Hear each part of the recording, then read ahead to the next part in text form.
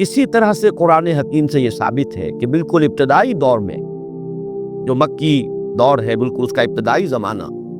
سورہ نون کے آخر میں جو مذکور ہے کہ یہ کوشش کی گئی تھی کہ کچھ ایسے لوگوں کے ذریعے سے کہ جن کی قوت ارادی ان کی نگاہوں میں بہت مرتکز ہو جاتی ہے،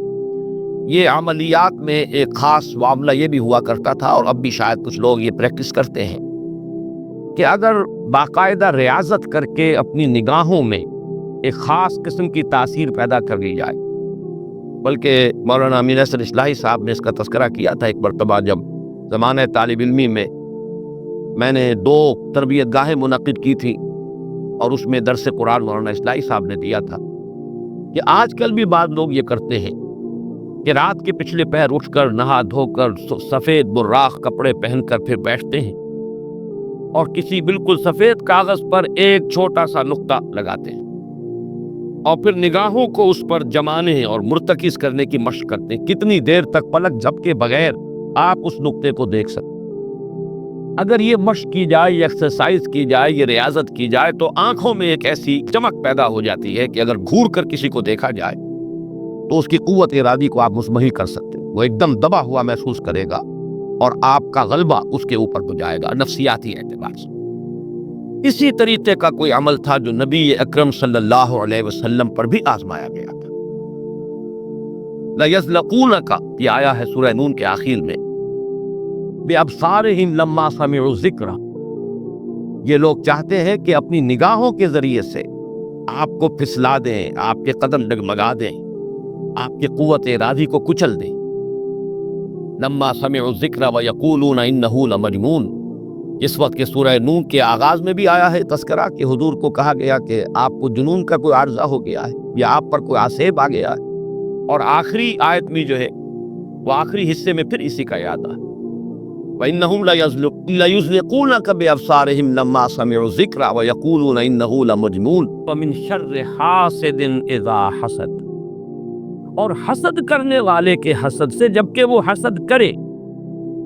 اب حسد کے ساتھ ہی نوٹ کر لیجئے، اگرچہ یہاں تو مذکور نہیں ہے، یہ نظر کا لگ جانا، عین العین حق، بعض روایات میں آیا حضور نے فرمایا اس کے اندر اثر ہے۔ انسان کسی حاسدانہ نگاہ کے ساتھ کسی پر نگاہ ڈالتا ہے، اس میں ایک زہر ہے، یہ نگاہیں مسموم ہے، اس میں زہر ہے موجود، سمی اثرات ہیں اور اس کے اثرات میں تو پڑتے ہیں۔ اور یہ جیسا کہ میں کر رہا تھا کہ جدید دور میں جادو کے لیے بھی مثلاً حضور کے بالوں کی ضرورت پڑی، اور یہ جینیٹکس کے حوالے سے اور جینز کے حوالے سے بات آج سمجھ میں آ جائے گی۔ اس لیے کہ جن ارواح خبیثہ کے ذریعے سے آپ کو کام لینا ہے، وہ جادو تو وہاں پڑا ہوا ہے اس کنویں کے اندر، وہ جو بھی تاثرات ہیں انہیں تلاش کرنا ہے، ان اثرات کو اس شخص معین کو، جس شخص معین پر جادو کرنا مقصود ہے، اور اس کے وجود کا کوئی جز جس کے کہ وہی جینز ہوں گے کہ جو ان کے اپنے وجود کے ہیں، ان کے حوالے سے گویا کہ یہ ایک راستہ ہے، یہ اس کی آئیڈینٹیفیکیشن کا ایک ذریعہ ہے۔ اسی اعتبار سے یہ حسد یا یہ نگاہ کا لگ جانا، میں سمجھتا ہوں کہ آج کی فزکس اگر تھوڑی سی بھی آپ پڑھیں تو ریڈیشنز نگاہ پار ہو جاتی ہے انسان کے، ایسی بھی تو ریز ہے نا، ایکس ریز کیا ہے، آپ کے وجود میں سے گزر جاتی ہے، یہ ultraviolet, infrared rays, یہ تمام کی تمام ایکس ریز، یہ کیا ہے، وجود کو چیر کر گزرتے ہیں۔ تبھی تو اس فلم کے اوپر اثر پڑتا ہے جو فلم کے پیچھے لگی ہوئی اور آپ سامنے کھڑے ہوئے، آپ کی ہڈیاں علیحدہ نظر آ رہی ہے اور گوشت جو ہے وہ علیحدہ نظر آ رہا ہے۔ یہ تمام چیزیں آج سمجھ میں آتی ہیں۔ اور وہ فوٹونز جن کا میں نے ابھی عرض کیا، 1 ملین 5 دفعہ کہیے، 30 صفریں لگائیے ایک پر، تو 1 ملی میٹر کا اتناواں حصہ جو ہے وہ ایک فوٹون ہے۔ یہ تو وجود کے اندر سرایت کر کے کہیں سے کہیں نکل جانے والی چیزیں۔ ان ریڈیشنز کے حوالے سے ایٹمک ایکسپلوژن جو ہے اس کی ریڈیشن ہے، جو آپ کو معلوم ہے کہ جو ذرا ذرا سے حادثے ہو رہے ہیں، چرنوبل میں ہوا ہے، کہیں ہو گیا تھا بھوپال میں، اور اس کی پھر ریڈیشنز کے کیا کیا اثرات ہو، وہ شے نظر تو نہیں آتی، غیر مرئی چیزیں۔ آج کی دنیا میں جب آپ ESP کو مان رہے ہیں، ایکسٹرا سینسری پرسیپشن، نہ آپ کے کانوں کے ذریعے سے آپ کو پرسیپشن حاصل ہوئی ہے، نہ آنکھوں کے ذریعے سے، آپ کے سینس آرگنز انوالوڈ ہی نہیں ہے، but you are having perception, extra sensory perception. اسی طریقے سے ٹیلی پیتھی ہو رہی ہے، ایک بات آپ اپنے دل کے اندر، اپنے ذہن کے اندر جماتے ہیں، مرتکز کرتے ہیں، اور جس شخص کے ساتھ آپ چاہتے ہیں رابطہ، اس تک اس بات کو منتقل کر دیتے ہیں۔ یہ سب کچھ کیا ہے؟ اس کے بعد تو اس دور میں بھی اگر کوئی لوگ بات کرے من شر حاسد اذا حسد، اور عقد کے ساتھ اس کو جوڑا گیا ہے، ومن شر النفاثات فی العقد ومن شر حاسد اذا حسد، لیکن محض ردیف یا قافیہ یا فواصل کی رعایت سے قرآن میں کچھ نہیں ہے۔ وہ اس کا ایک فیکٹر، اس کا ایک عامل ہو سکتا ہے، لیکن محض اس کی بنا پر نہیں مانا جائے گا۔ تو اس میں یقیناً کوئی اور حکمت ہے، اور وہ حکمت تقسیم کی گئی ہے۔ ہمارے مفسرین نے تو اس کو یوں بیان کیا ہے کہ ایک حسد وہ ہے کہ جو دل میں پیدا تو ہے، آدمی کے اندر ہے، لیکن یہ کہ وہ اس کو باقاعدہ کوئی ایک ہمت کے ساتھ اور اپنے ایک عزم کے ساتھ، ارادے کے ساتھ بروئے کار نہیں لا رہا، تو اس حسد کے اثرات نہیں ہوں گے، اس سے پناہ ماننے کی ضرورت نہیں ہے۔ میں اس کو اس انداز میں تو میرا ذہن سے قبول نہیں کرتا، اس لیے کہ حسد اگر پوٹینشلی ہے اندر تو اس کے اثرات ہوں گے، وہ ریڈیشن تو ہوگی، چاہے اس کا ارادہ ہو چاہے نہ ہو۔ وہ کیفیات جو ہے وہ اس کے سانس سے، اس کی آنکھ سے، اس کے وجود سے، وہ اندر اگر زہر گھل گیا ہے تو اس کے وجود سے نکلنے والی ساری شعاعیں جو ہیں ان کے اندر وہ اثر موجود ہوگا، وہ مسموم ہوں گی، زہر ان میں ملا ہوا ہوگا، اس کے اثرات ہوں گے۔ البتہ یہ کہ اس کے دو درجے ہم قائم کر سکتے ہیں، اور وہ یہ کہ ایک ہے غیر شعوری حسد، ابھی آپ کو اندازہ نہیں، اندر ہی اندر کھچڑی پک رہی ہے، وہ اور بات ہے، لیکن جب یہ اس درجے کو پہنچ جائے کہ شعور کی سطح پر آ جائے، آپ کسی کی برائی چاہنے لگیں بالفعل، آپ چاہیں کہ اس کے اندر اگر یہ فضیلت کی بات ہے تو یہ سلب ہو جائے، اس کو پاس اگر یہ نعمت ہے تو یہ نعمت جس سے چھن جائے، مجھے مل جائے، یہی ہے اصل میں جس کو غبطہ اور حسد کا فرق کہا جاتا ہے۔ اور ایک جگہ پر حضور نے ایک حدیث میں لفظ حسد استعمال کیا ہے، لیکن مراد اس سے غبطہ ہے۔ لا حسد الا فی اثنین، کوئی حسد نہیں کیا جانا چاہیے سوائے دو اشخاص سے، ایک وہ جسے اللہ نے علم دیا ہے اور وہ علم پھیلا رہا ہے، تو اس سے بھی اگر حسد پیدا ہو جائے تو کوئی بری بات نہیں، کوئی اچھی بات ہی ہے، اور ایک یہ کہ کسی کو اگر دولت دی ہے، وہ دولت پھیلا رہا ہے اور عام کر رہا ہے، لوگوں کو اس کے خلق کے لیے خرچ کر رہا ہے، تو اس سے بھی حسد۔ لیکن یہاں حسد غبطہ کے معنی میں، غبطہ یہ ہے کہ کسی میں کوئی خیر آپ کو نظر آئے تو آپ اللہ سے دعا کریں، پروردگار مجھے بھی یہ خیر عطا کر دیں، یہ غبطہ ہے۔ اور حسد یہ ہے کہ اس سے یہ شے چھن جائے، یہ ہے در حقیقت کہ جو بری شے ہے کہ کسی نعمت کا کسی دوسرے شخص سے طلب ہو جانا، اس کی خواہش جب پیدا ہو جائے اور جب یہ شعوری سطح پر آ جائے، یعنی ایک ہے اس کا ایک وہ جو جس سے کہ ابھی اتنی اس کی انٹینسٹی نہیں ہے کہ اس سے وہ ریڈیشن ہو، اس کی انٹینسٹی اس وقت ہوگی جب کہ وہ شعور کی سطح پر آ گئی اور انسان جو ہے جل رہا ہے حسد کی آگ میں اور چاہتا ہے کہ یہ نعمت اس سے سلب ہو جائے، یہ فضیلت جو ہے اس سے چھن جائے، تو یہ شے وہ ہے یقیناً کہ اس کے اثرات، اس کو میں اس وقت جدید فزکس کی اصطلاح میں ریڈیشن کے ذریعے سے اس میں واضح کر رہا ہوں، اس کے اثرات ممتد ہوتے ہیں، اور اس کے شر سے بھی پناہ مانگنے کی یہاں ہمیں تلقین کی گئی۔ تلقین محمد الرسول اللہ صلی اللہ علیہ وسلم کو ہوئی اور آپ کی وساطت سے ہم سب کو ہو رہی ہے۔ قل اعوذ برب الفلق من شر ما خلق ومن شر غاسق اذا وقب ومن شر النفاثات فی العقد ومن شر حاسد اذا حسد۔ میں جب بھی یہ سورت پڑھتا ہوں تو اگرچہ یہ کہیں مجھے یعنی کوئی معصور تو یہ شے نہیں ملی ہے، لیکن اس کے فوراً بعد بالکل کسی تصنع کے بغیر میرے یہ الفاظ بھی زبان پر آ جاتے ہیں۔ اللہم انی اعوذ بک یا رب الفلق من شر ما خلقت ومن شر غاسق اذا وقب ومن شر النفاثات فی العقد ومن شر حاسد اذا حسد۔ اسی طرح قل اعوذ برب الناس ملک الناس، تو وہاں بھی اللہم انی اعوذ بک یا ربی و رب الناس و یا الہی و الہ الناس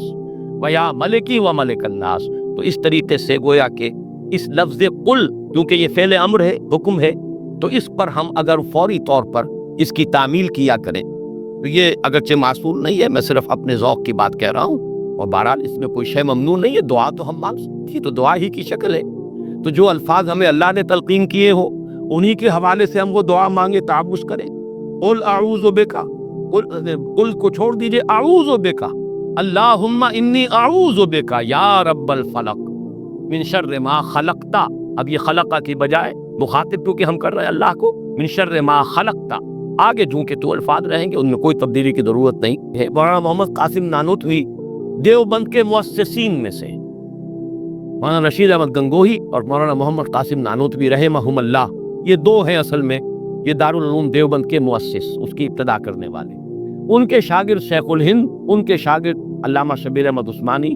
تو انہوں نے یہی الفاظ لکھے کہ استاد الاستاذ نے جو بات لکھی ہے وہ میں بیان کر رہا ہوں۔ ویسے یہ کہ مولانا عبدالعزیز شاہ عبدالعزیز رحمۃ اللہ علیہ نے بھی اس پر کوئی کتاب لکھی ہے، وہ بہرحال میری نظر سے نہیں گزری، وہ تمثیل اب میں بیان کر رہا ہوں، بڑی پیاری تمثیل ہے۔ انہوں نے تمثیل یہ دی ہے کہ اگر کوئی باغبان یا کوئی اور کھیتی کرنے والا جو ایک پودا لگاتا ہے، کوئی فصل ہے اس کا، کوئی ایک جو ہے بیج یا دانہ پھوٹا ہے، اب یہ جو پودا ہے باغبان یہ چاہتا ہے یہ پروان چڑھے، پھلے پھولے، اسے کوئی گدن نہ پہنچے، کوئی نقصان نہ ہو، اس کی حفاظت کا بندوبست کرے گا تاکہ جس کام کے لیے یہ پودا لگایا وہ مقصد حاصل ہو۔ پودا تو مقصود نہیں ہے، مقصود تو اگر آم کا پودا ہے تو آم کا پھل اس سے حاصل کرنا مقصود ہے۔ تو 4 قسم کی اس کے اوپر آفات آ سکتی ہیں۔ پہلی آفت مثلاً حیوانات، جو سبزی خور حیوان ہے وہ اسے کھا نہ جائے، لہذا کوئی جالا آپ اس کے گرد جالی لگاتے ہیں، کوئی باڑ لگاتے ہیں، اس سے بچاتے ہیں، اور یہ جو جانور آ کر کھائے گا، بکری فرض کیجیے کھا جاتی ہے آ کر، تو یہ کوئی اس کی نیت آپ کو ضرر پہنچانے کی نہیں ہے، یہ اس کی طبعی ایک خاصیت ہے، یہ تو اس کی جبلت ہے، یہ اس کی طبیعت ہے، اس کا تقاضا ہے، آپ سے کوئی دشمنی نہیں ہے اسے، بلکہ یہ کہ در حقیقت اس کی اپنی طبیعت کا ایک تقاضا ہے۔ چنانچہ وہ شعر بھی انہوں نے کوٹ کیا ہے کہ لیش اقرب ناز پے کینست اقتضائے طبیعت شینست،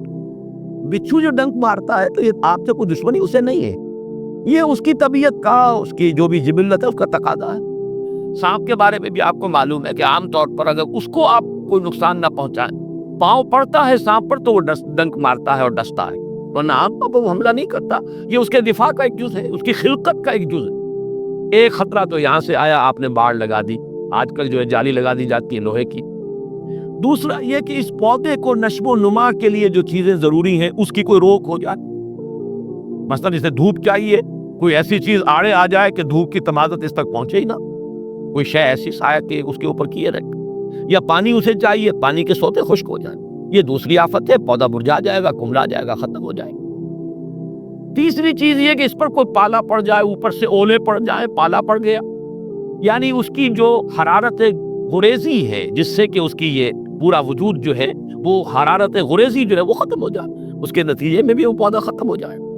اور آخری شکل یہ ہے کہ کوئی دشمن ہے حاسد اور وہ آئے اسے اکھاڑ کے پھینک دے آپ کو نقصان پہنچانے کی نیت سے۔ یہ 4 آفات ہیں جو اس پودے کے اوپر ممکنہ طور پر وارد ہو سکتے، یہی 4 ہیں۔ قل اعوذ برب الفلق من شر ما خلق، یہ وہ خلقت میں جو شر مضمر ہے، وہ اس کے خلقت کا جز ہے۔ نیش اقرب ناز پے کینست اقتضائے طبیعتش کینست، یہ تو اس کی طبیعت کا، خلقت کا، اس کا تقاضا ہے۔ دوسرا یہ ہے کہ وہ سورج ڈوب گیا، غروب ہو گیا، یا جیسے میں نے کہا تھا حیات معنوی یا حیات مادی کے لیے جو اسباب ضروری ہے ان میں سے کسی کا سلسلہ منقطع ہو گیا، یہ ہے وَإِذْ شَرِّ غَاسِقٍ إِذَا وَقَبَ۔ تیسری چیز کہ جو در حقیقت جادو کے ذریعے سے ہوتی ہے کہ اندر آپ کے کوئی ایسی شے ہو گئی جس سے آپ کے طبائع اور قوائے طبیعت جو ہے وہ کچھ شل ہو کر رہ جائے، یہ اندر سے حرارت غریزی جیسے اس پودے کی ختم ہو گئی، پالا پڑ گیا، جادو کا اثر یہی ہوتا ہے۔ یا تخبطہ الشیطان من المس جیسے آیا ہے کہ ایسی کیفیت ہو گئی کہ جیسے حواس پورے طور پر بجا نہیں ہے، حواس پورے طریقے سے قائم نہیں ہے، مجتمع نہیں ہے، تو یہ کیفیت جو ہے یہ ومن شر النفاسات فی العقد